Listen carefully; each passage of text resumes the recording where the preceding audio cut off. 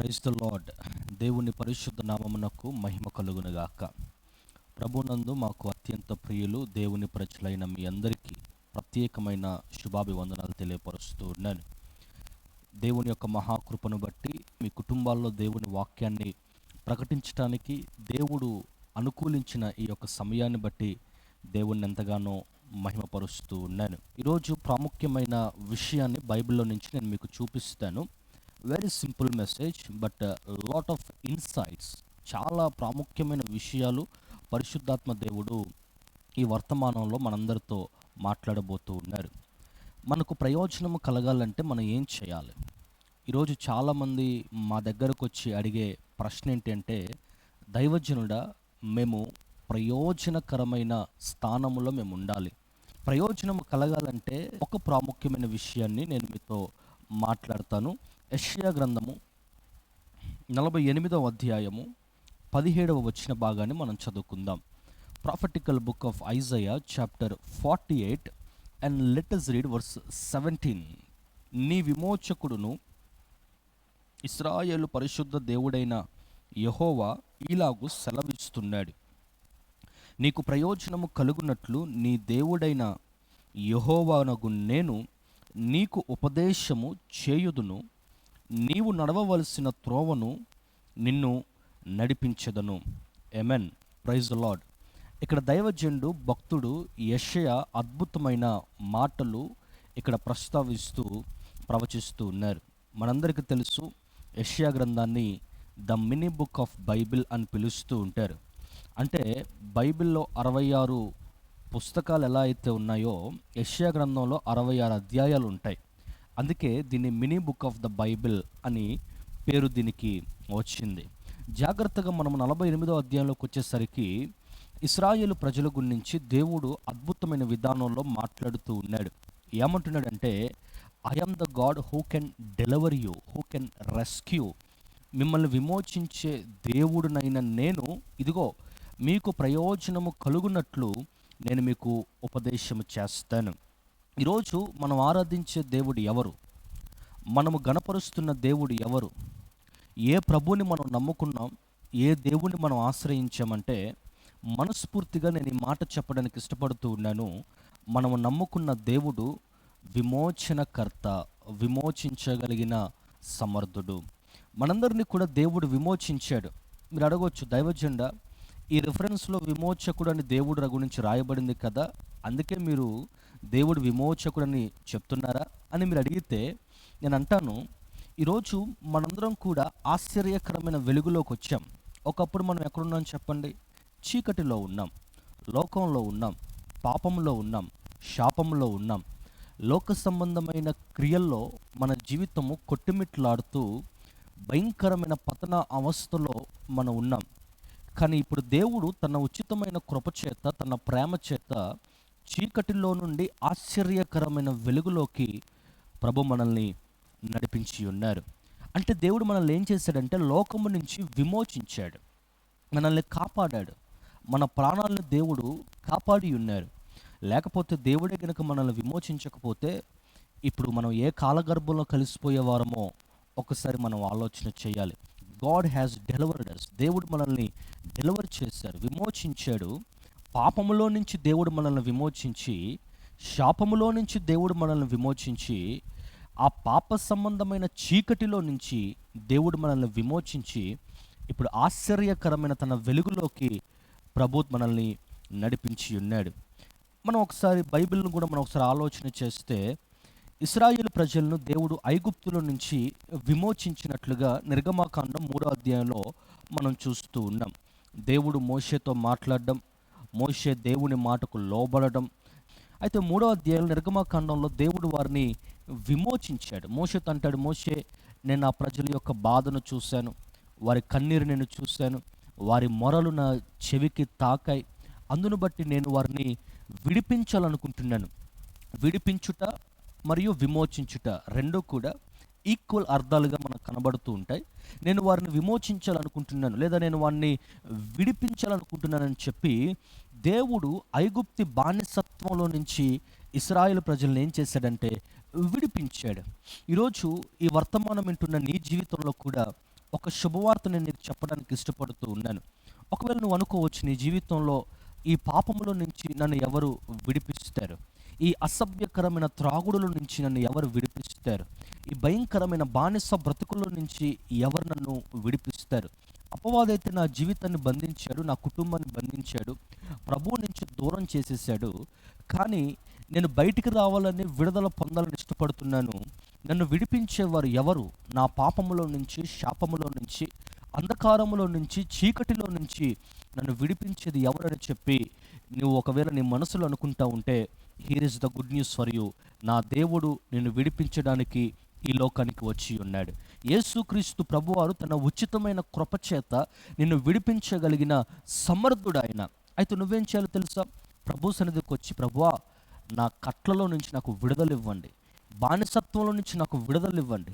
ఇశ్రాయేలు ప్రజలు మొరపెట్టినట్టుగా ఈ ఐగుప్తులో నుంచి నన్ను మాకు విడుదల దయచినని చెప్పి ప్రార్థన చేసిన విధముగా నీవు కూడా ప్రభు సన్నిధిలో మోకరించి, నన్ను విడుదల పరచండి ప్రభువా, నా పాపంలో నుంచి నాకు విడుదల ఇవ్వండి, భయంకరమైన చీకటిలో నుంచి నాకు విడుదల ఇవ్వండి, నేను నీ బిడ్డగా మారాలనుకుంటున్నాను, నీ కొరకు జీవించాలనుకుంటున్నాను, నా హృదయం నీకు సమర్పిస్తానయ్యా అని చెప్పి ఎవరైతే దేవుని యొక్క సన్నిధిలో ప్రభు కొరకు మొరపెట్టి దేవుని సహాయాన్ని కోరుకుంటారో, దేవుడు ఖచ్చితంగా వారిని విడిపించడం మాత్రమే కాదు, బైబిల్ రాశాడు, నేను నిన్ను విడిపించి నిన్ను గొప్ప చేసేదను అనే మాట వాగ్దానము నీ పట్ల దేవుడు స్థిరపరచును గాక. ఆమేన్, హల్లెలూయా. అయితే ఇక్కడ అంటున్నాడు కదా, నీ విమోచకుడును ఇశ్రాయేలు పరిశుద్ధ దేవుడైన యెహోవా ఈలాగు సెలవిస్తూ ఉన్నాడు. రెండవది అక్కడ మాట్లాడుతున్నాడు, దేవుని యొక్క గుణాతిశయం ఏంటి అంటే పరిశుద్ధుడైన దేవుడు. Hour God his holy God. మన దేవుడు పరిశుద్ధుడు, ఆయన సర్వ పవిత్రుడు, ఏ పాపము లేని గొప్ప దేవుడు. ఈ రోజుల్లో మేము దేవుళ్ళమని ప్రపంచంలో చాలామంది పిలువబడుతున్నారు, కానీ పరిశుద్ధ దేవుడిగా యేసుక్రీస్తు ప్రభువారు ఒక్కడే పిలువబడి ఉన్నారు. కొంచెం దాన ధర్మాలు చేస్తే చాలు, ప్రజలు ఏమంటున్నారు తెలుసా? ఆయనే మా దేవుడండి అంటున్నారు. సినిమా యాక్టర్లను పట్టుకొని వారు మా దేవుడండి అంటున్నారు. ఎవరైనా ఆపదలో వచ్చి ఆదుకుంటే దేవుళ్ళలాగా వచ్చి ఆదుకున్నారండి అని చెప్పి దేవుడు అని చెప్పి వాళ్ళని ప్రస్తావిస్తూ ఉన్నారు. అయితే మనిషి దేవుడు కాదు, వస్తువు దేవుడు కాదు, ప్రకృతి దేవుడు కాదు, యేసుక్రీస్తు ప్రభువారే పరిశుద్ధుడైన దేవుడు, నిజరక్షకుడైన దేవుడు. ఇప్పుడు ఆయన దగ్గరకు వచ్చిన ప్రతి ఒక్కరిని కూడా నా దేవుడు పరిశుద్ధునిగా, పవిత్రునిగా మార్చడానికి ఇష్టపడుతూ ఉన్నాడు. ఇప్పుడు ఆ దేవుడే మాట్లాడుతూ ఏమంటున్నాడు తెలుసా? ఇదిగో, నీకు ప్రయోజనము కలుగునట్లు నీ దేవుడైన యెహోవానగు నేను నీకు ఉపదేశము చేసేదను.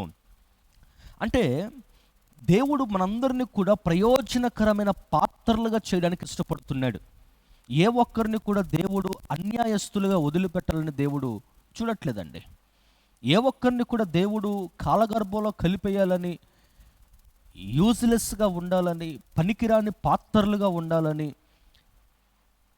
ఏ ఒక్కరిని కూడా దేవుడు ఆశపడట్లేదు. ఇన్ఫ్యాక్ట్ ప్రతి ఒక్కరి పట్ల దేవుడు కోరుతున్న కోరిక ఏంటి అంటే వారిని ప్రయోజనకరమైన పాత్రలుగా నేను మార్చాలి. ఈరోజు నీ జీవితం కూడా ప్రయోజనము లేక ఉందేమో, వర్తమానం వింటున్నావేమో, ఈ వాక్యము ద్వారా నీకు ప్రయోజనము కలగాలంటే, నువ్వు ప్రయోజకుడిగా మారాలి అంటే దేవుడు చెప్పే ఉపదేశము, దేవుడిచ్చే ఉపదేశము నువ్వు వినవలసిన అవసరం ఎంతగానో ఉంది.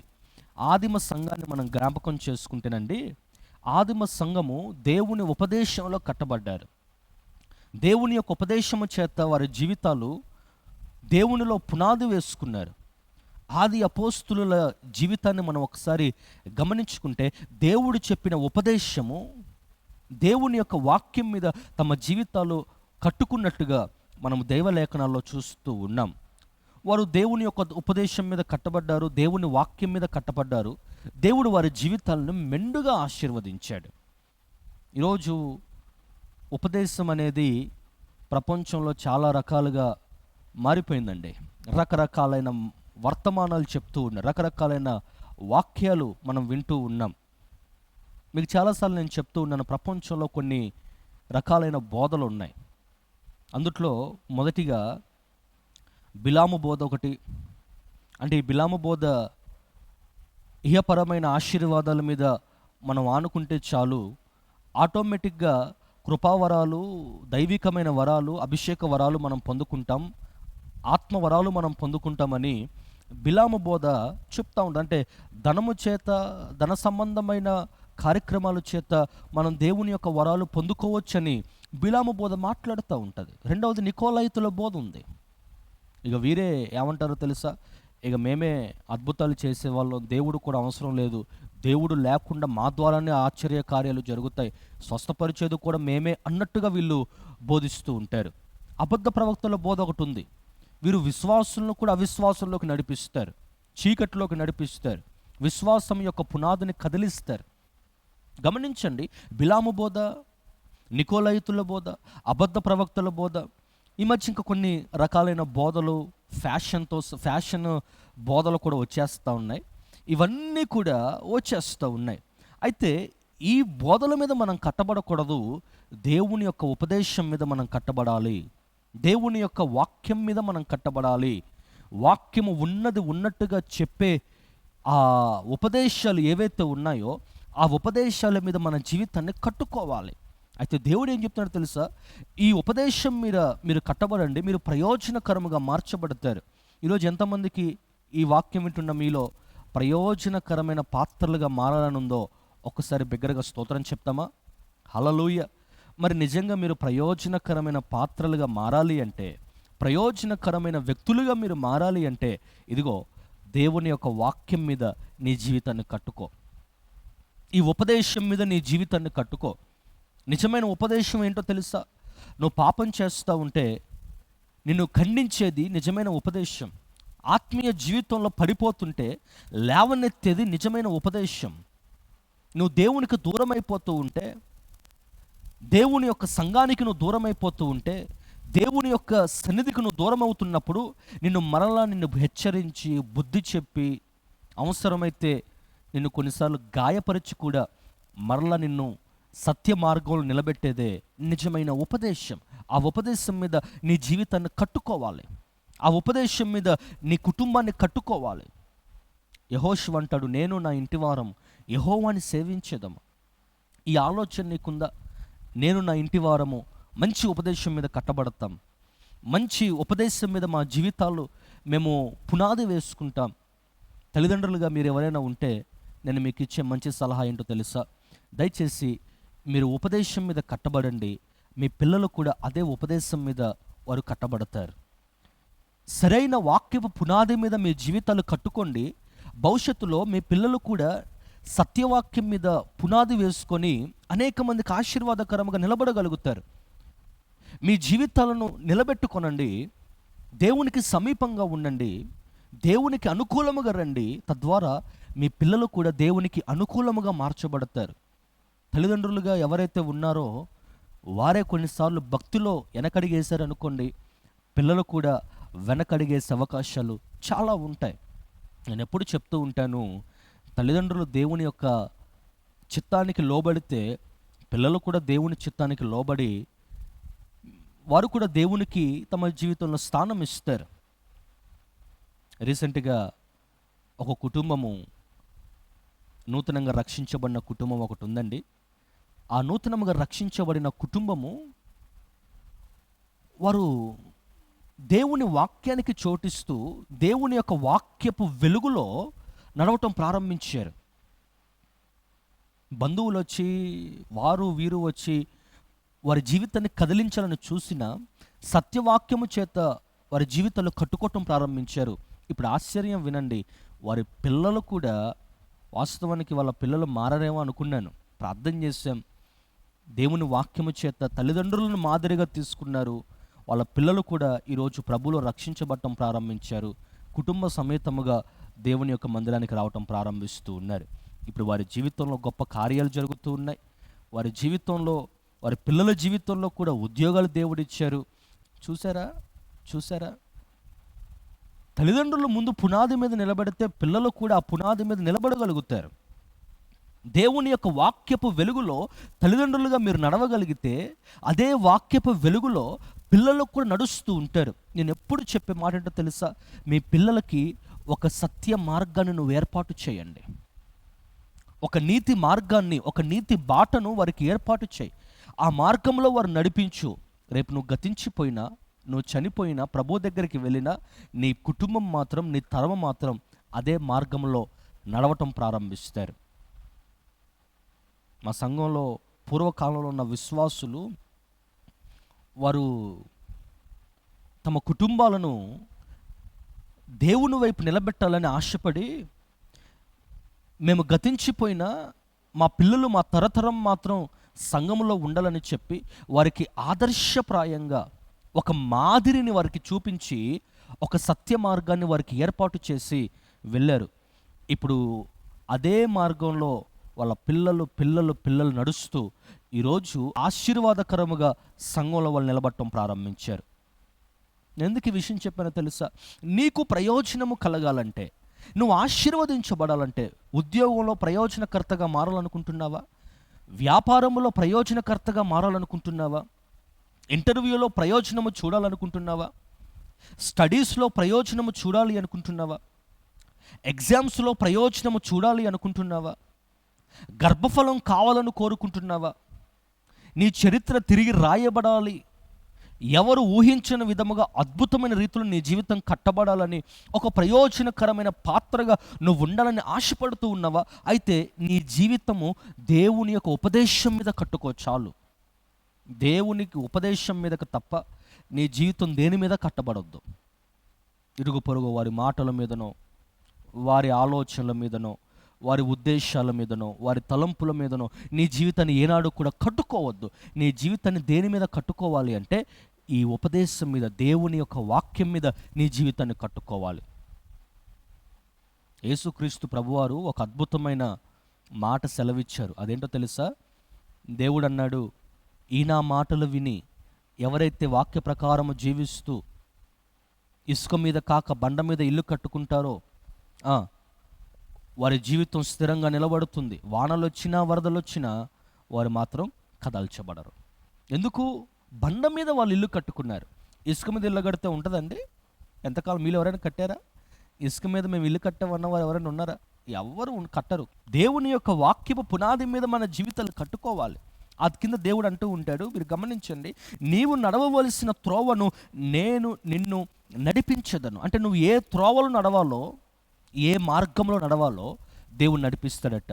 ఇక్కడ చూడండి, దేవుడు నిజంగా ఎంత అద్భుతంగా మాట్లాడుతున్నాడంటే, దేవుడు ఇండైరెక్ట్గా, అంటే డైరెక్ట్గా దేవుడు చెప్తున్నాడు, నేను నిన్ను ప్రయోజనకుడిగా చేస్తాను, నీవు నడవవలసిన మార్గములో నేను నిన్ను నడిపిస్తాను. అయితే నీదే ఆలస్యం నీదే. నువ్వు ఒక్కసారి ప్రభువుకి నీ జీవితం అప్పగించి, ప్రభువా నేను నడవవలసిన మార్గములో నన్ను నడిపించు. రెండవది, నేను ప్రయోజనకరముగా మారుటకు నీ ఉపదేశము నాకు చెప్పు ప్రభువా అని చెప్పి దేవుని సన్నిధిలో నీ జీవితాన్ని అప్పగించటమే ఆలస్యం. నువ్వు అప్పగించిన వెంటనే దేవుడు నీకు అన్నీ నేర్పిస్తాడు. తన ఉపదేశం నీకు తెలియచేస్తాడు, తన మాటలు నీకు తెలియచేస్తాడు, తన జీవ వాక్కులు నీకు తెలియచేస్తాడు. నువ్వు ఏ మార్గంలో నడవాలో, ఏ దిశలో ప్రయాణం చేయాలో, ఏ త్రోవలో నడవాలో ప్రభు నిన్ను నడిపించి ఆశీర్వదించునుగాక. ఆమెన్. ఈ లోకంలో చాలా త్రోవలు ఉన్నాయి, చాలా మార్గాలు ఉన్నాయి.